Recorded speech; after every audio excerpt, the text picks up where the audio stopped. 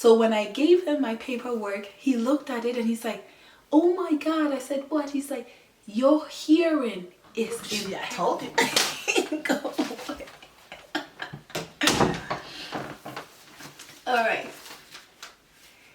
Hello family, welcome to my channel. You know, I am actually thinking about a new intro for my military videos. I have not thought about it yet, but then I'm going to go with this. Hello family, welcome to She's World. My name is Sheila, but you can call me Queen Sheila. I think that works.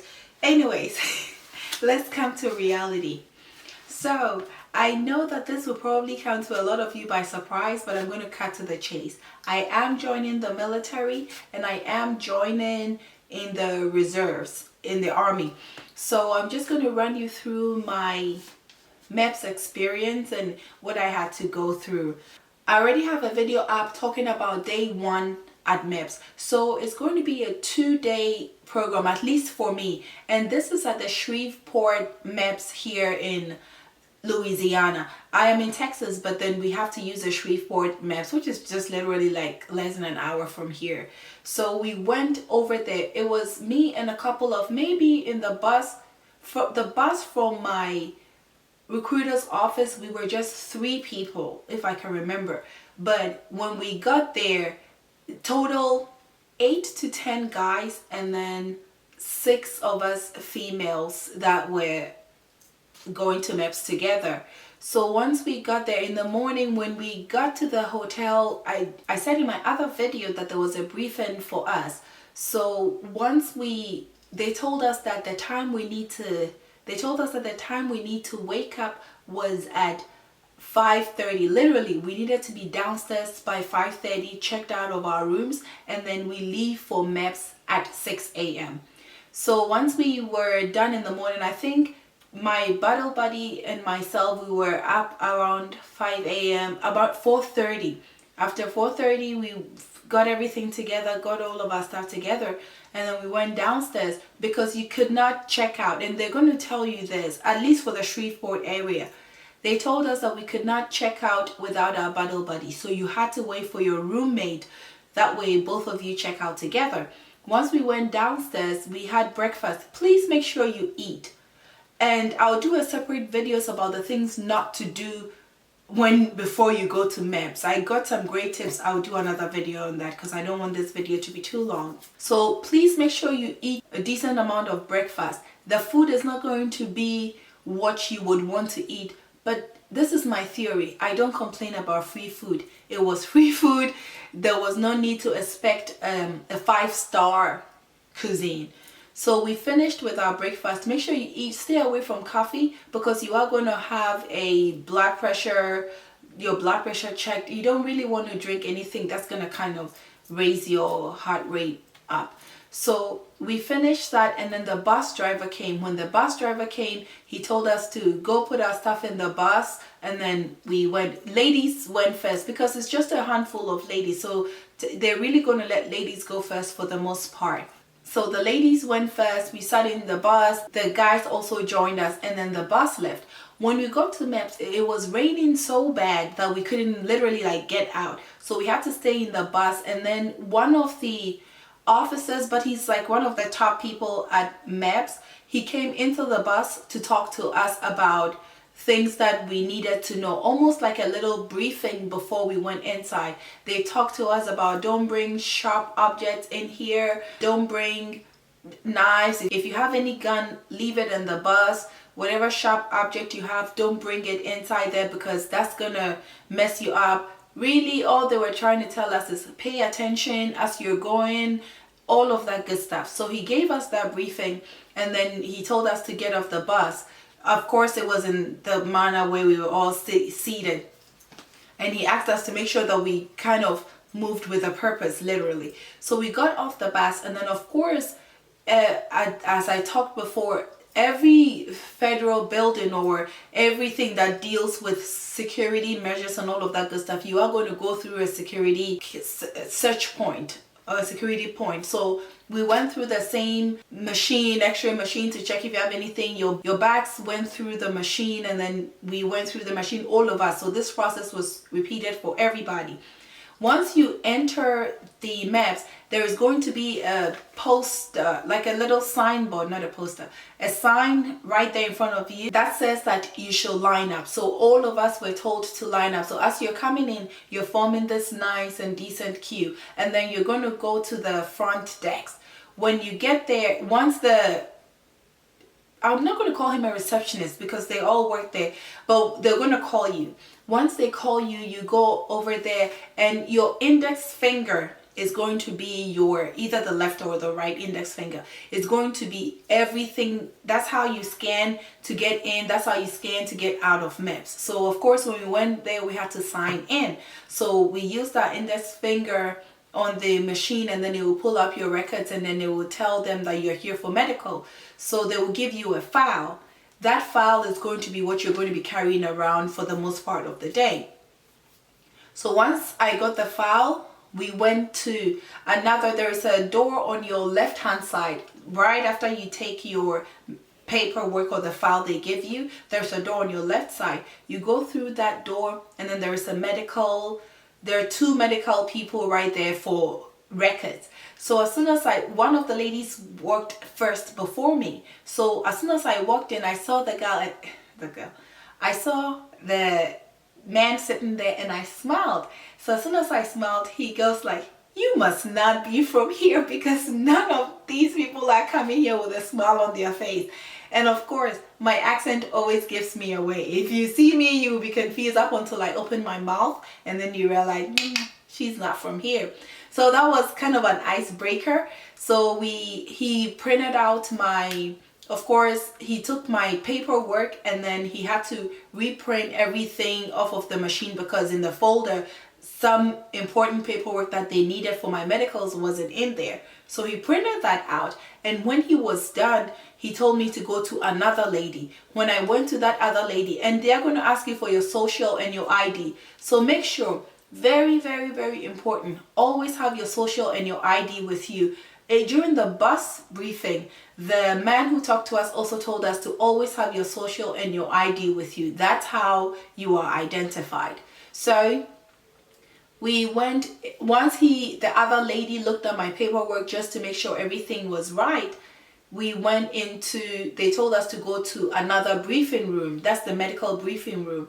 I did know that one of the ladies had an issue with her driver's license. I think her name that was spelled on her paperwork was wrong, and the name on her driver's license was spelled wrong on her driver's license and also on her paperwork, but her social security was right. So they used the social security number to kind of verify her, and they sorted it out for her, but they asked me to go sit, so I didn't kind of follow through with what happened with that. But that could also happen. So it's very important that you check and make sure that your name matches with your ID card, whichever ID card you're using, and it matches also on your social security card. Once that was done, they told us to go sit in the medical briefing room.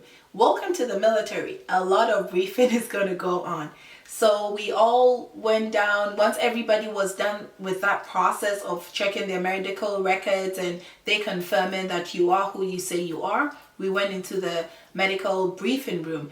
It was there that the sergeant major, I could be saying it wrong, but it was the major of the entire MEPS. He came to do a briefing for us, really about sexual harassment, how it is important, and his slogan was "No means no." So if the person you are having any sexual advances towards says no, it really means a no. So you have to make sure of that. So we kind of talked about that. He talked about the security of the building. He talked about where you need to exit in case there is any fire in the building. Talked about lunch that we were going to have.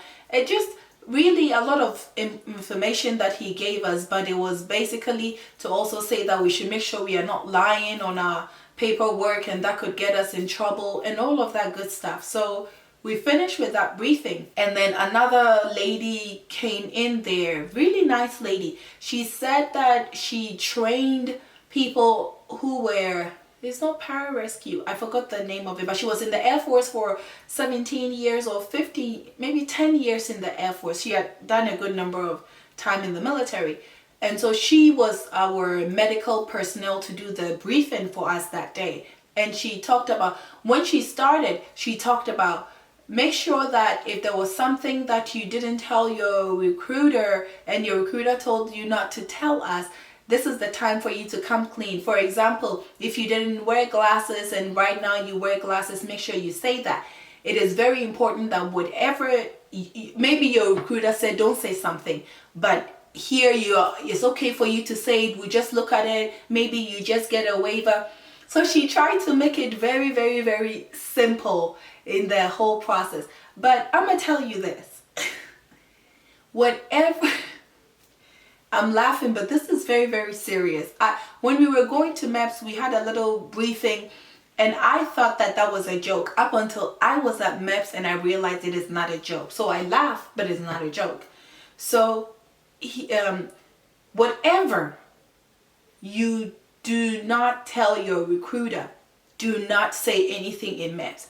If you told your recruiter your name is Mango, do not go to MEPS and say your name is Strawberry. Please don't do that. Mango should be your name. Mango should be the word of the day. Mango should be mango. It should not in any way, shape, or form change to strawberry. I say this as looks like I'm joking, but I'm not joking.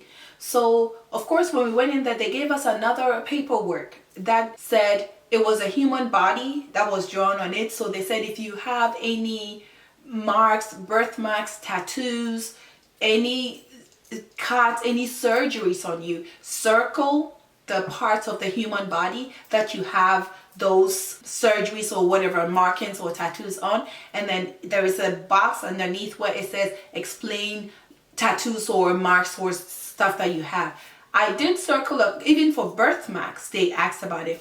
So I did circle my abdomen because my 2 kids were C-section. So C-section does not disqualify you. I know that in the Air Force, for instance, you have to have had 6 months after your C-section to be able to join. But if you didn't have any complication, they didn't have to go back or do anything with your C-section and you healed perfectly without any medical issues, you should be fine to join the military. So I did circle places of where my birthmark was and all of that good stuff. Really, that was probably the only thing that was not in my file going to MEPS, because at your recruiter's office, they will ask you about tattoos and all of that good stuff, but they don't ask you about birthmark and all of that. So that is really not a huge thing. Remember, at some point in your time, you're going to be naked there, so they're going to see you. So really, you cannot hide tattoos and all of that stuff if you have any.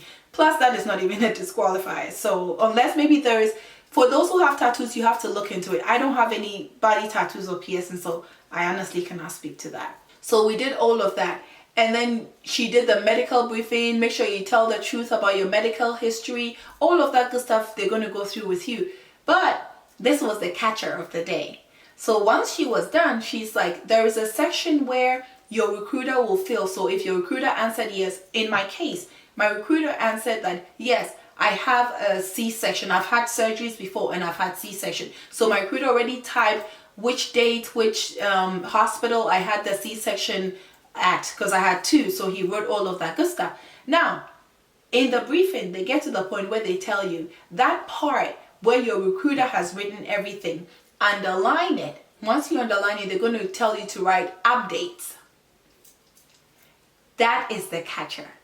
Once you write updates, the nurse or whoever is doing the medical briefing is going to tell you, this is your time to come clean with us, because we are going to do a drug test on you. If you've used oxycodone, if you use MJ, if you've used any other drugs, you have to say it, because some drugs that you take might come up with methamphetamine and all of that good stuff. So if you're taking any medication, this is the time where you have to say something. So you put the update, and then I'm laughing again, it's not funny. There was a guy there who raised his hand. He's like, well, I'm taking anxiety medication, and I think those medications, they might have methamphetamine in it. I'm not sure, because that's how the conversation started, from when she said you might test positive for methamphetamine, and then that's when all this happened. So he said, I'm taking anxiety medication. And this was something I think after the fact I had heard somewhere that maybe the recruiter must have said, don't say something. I'm not sure. So that's when he said that. When he said that, immediately they told him that, well, you have to wait because we need to check with the doctor and see what the doctor is going to say. And then they called him, they called him out of the group, and then the doctor kind of took him out, and that was the end of that guy. We saw him go back and forth into the same doctor was going back and forth. Eventually that guy was lost from the group. Lesson learned. Don't lie about any this video is not to tell you go there and lie. This video is to tell you what happened over there. And if you know you're taking anything like that, you need to talk to your recruiter so that your recruiter doesn't do all of this hard work and put everything together, because it's a lot of paperwork. Everybody who is going through MEPS will tell you how much paperwork you need to submit. So you go through all of this, and then you're hiding this, or your recruiter doesn't know, and then you go there and you say something different, and your name is no longer Mango, your name is Strawberry. So we didn't see that guy again. And then there was another guy who had also he raised his hand to write something. I looked for him by the end when we were done. I didn't see him too. So whatever, please, I cannot even stress this enough. I feel like I'm repeating myself, but it is so true. If you watch a lot of MEPS videos, they're going to tell you the same thing. Whatever you do not tell your recruiter, do not go to MEPS and start to remember something. Tell your memory not today, because it's not going to help you in any way, shape, or form. So after that incident, they told us that we were going to do a breathalyzer. So we all lined up, and then once you come, you blow into the breathalyzer, and then if you don't test positive for alcohol, they're going to write on your medical form, because you're going to carry that file with you the entire day. So you blow in, you go, then at this point in time, we want to take the P test. The P test, they worked with us. They asked if anybody needed to go immediately. People who needed to use the restroom immediately were asked to go first. I was one of those people because I really needed to go. I drank a lot of water knowing that I was going to do the P test. So we went in there. There is a kind of a little cubby hole. It's almost like there is another door. Once you enter, there is another door on your left hand side which has like a opening at the top. The top opening is where there is also another military person there. It was an Air Force lady. I think she was the nurse or the doctor. I'm not sure, but she was in the medical section. So she would stand there, and then once you pee, and then the lady who did the medical briefing for us was standing right in front of us. So you open the stall. She stands there. She's not looking at you. She's just jibber-jabbering, talking here and there, but she's not focused on you. But she needs to make sure that the pee is coming out from your body. That's very important. So we go ahead, we pee, and then she tested. You have to wait. So they'll ask you to confirm if that's your social. They'll ask you to confirm if that's your name. And then once you confirm, you sign, you initial by it. It's very, very important. Like, you have to pay attention to what you're doing. So make sure that your social number is right and your name is also right on all these documentations as well. So they did the test. Once they do it immediately. So they do a pregnancy test, and then they do a drug test. So they do it immediately, and then they write the results there. So it was negative. She put like 3 stamps for negative, and then she gave me my paperwork back. Once I went outside, there was also there were 2 medical people sitting there to check out blood pressure. We went ahead to take our blood pressure, and then they will tell you your blood pressure is this over this is really good, and then you join another line. There are different seats there. Whatever you're done, she pre-warned us that there is a madness to what they're doing. It's not like it's a specific thing to do. Whichever area is free at every point in time, you're going to go there. So I did the blood pressure, and then everything was okay. And then I went to do my eyes. So when I went to do my eyes, they're going to ask you to read certain things. They're going to put your eyes in so you know when you go to the hospital to check your eyes, that machine they put your eyes in to kind of read the letters. So you're going to close one eye, read the letters, and then you're going to close the second eye. always take a breather, because you've had this eye closed and you had so much focus on one eye, this one is going to look very, very woozy. Like literally, I thought I couldn't see anymore in this one. So they're going to give you a minute to kind of take it, cool it down, rub your eyes a little bit, make sure you can see, and then close this one and read that one. My vision was really good, but they said my right vision was okay, was better. It was okay to pass me, but you know, because I had this one closed first, it kind of does that. So they kind of put that into perspective as well. And then you're going to go to another machine where you put your head to, they're going to ask you to focus on a tree or a diamond, some object that you can really see. So you focus on that, and then it will print out results for them to see. That's also part of the eye test. If you pass that, they'll move you on. They did do a color blindness test on me. So it's a little book that has numbers in it, but the numbers are embedded in colors. So they're going to let you read the numbers. If you can see the numbers that are in the colors, then you are not colorblind. So once the eye test was done, I had to go through the hearing test. Now the hearing test was the fun part. So you take you to a little room, and then it was 4 of us. For a minute I thought, what is this? She said, go to the room, and I look and I'm like, it's just a little container, really, like a small box of 4 people sitting in there. And then she's going to ask you to put on the headset. So the headset is colored red and green, one for your left, one for your ear, but you put it on, and then you have a clicker that is with you. She'll ask you to take the clicker, and she's going to start. She'll tell you when she's going to start. The sound, you're going to hear sounds, and anytime you hear it, you click. Anytime you hear it, you click. If your brain tells you heard something, don't fight with it, click it. So we went through this. A lot of the 3 people who were in there had done hearing tests before. I was the only person who had not done hearing tests before.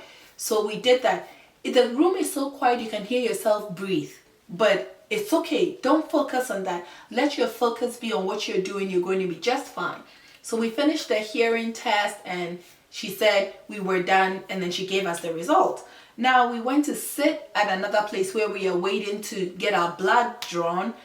And as we are sitting there, people are looking at their medical reports and like, hey, how did you do the hearing? I said, I don't know, because it just tells you you've passed. They'll tell you, but if you've not done it before, you don't know how to read it. So on mine, it's like all zeros throughout, like 0, 0, 0, 0. Most of them had zeros and numbers and numbers and numbers. And I'm like, what does it mean? Well, I don't know. It's a 0, 0. I guess I passed. So when I gave him my paperwork, he looked at it and he's like, oh my God. I said, what? He's like, your hearing is impeccable.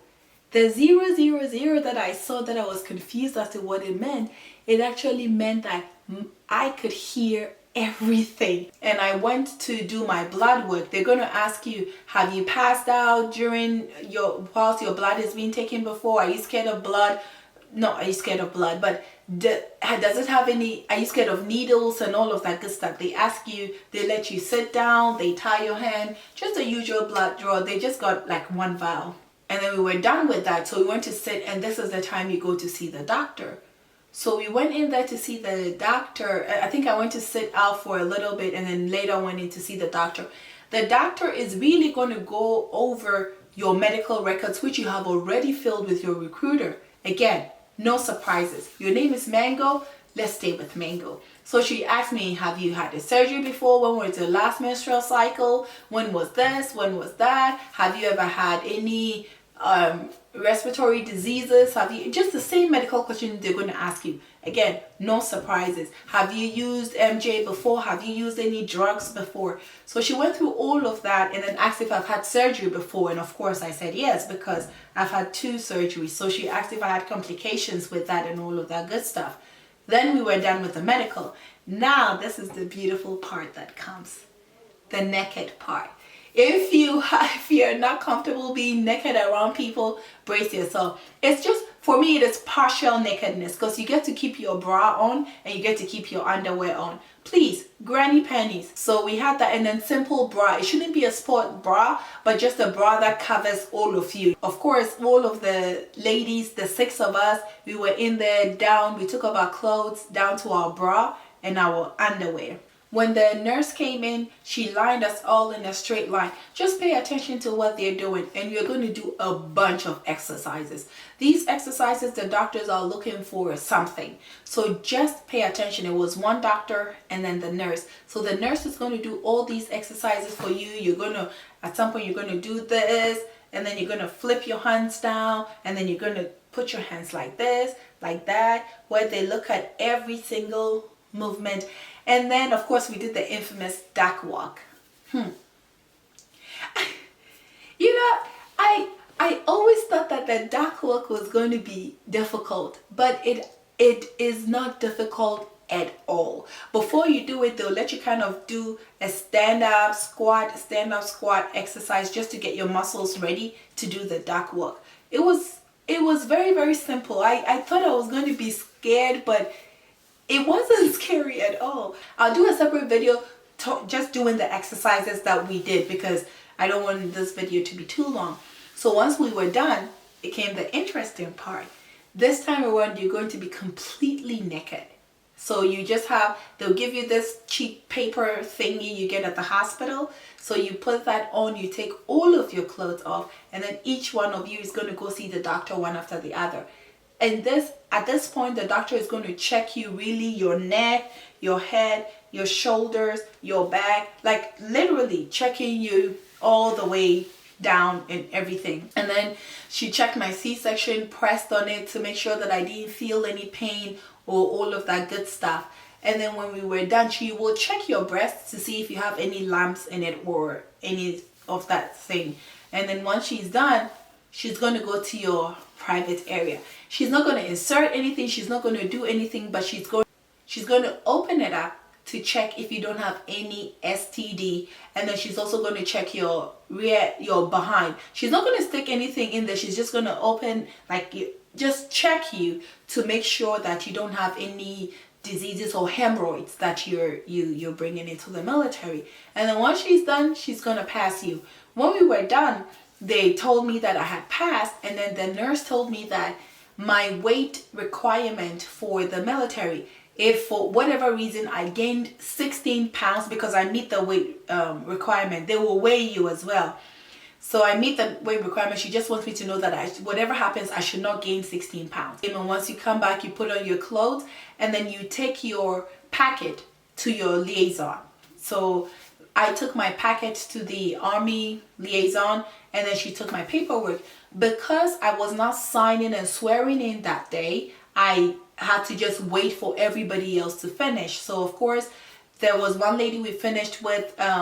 She was really by herself, so I went to watch her swearing in, which was so cool when she was taking the oath. I was the whole time I was standing there, I'm like, man, once you lift that hand and you start to repeat those words, you're done.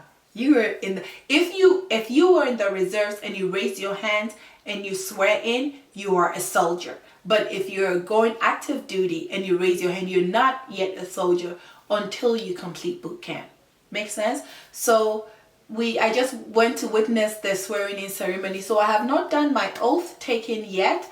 I will be doing that very soon, and once I do that, I will have a video on that as well. So that was my MEPS experience. It was not bad at all, to be honest. I think that I was so like, oh my God, how is it going to be that when it really came down to it, it wasn't as bad for me, if it makes sense. Have a high expectation of MEPS, because that is a huge deciding factor for you, and you do not want to mess that up, because if you do, you're going to ask for waiver. Because I know there were people who had to go ask for waivers. At least I had a guy tell his mom that they said I need to go get a waiver. Yes, you don't want to be in the position where you need to go get waivers, because then that's also more and more and more work for your recruiter to do, and even for you as well. So thank you once again for watching. I need to get an outro. I'm just going to say, Queen Sheila signing out. All right, I'll see you in my next MEPS video. See ya when I see ya.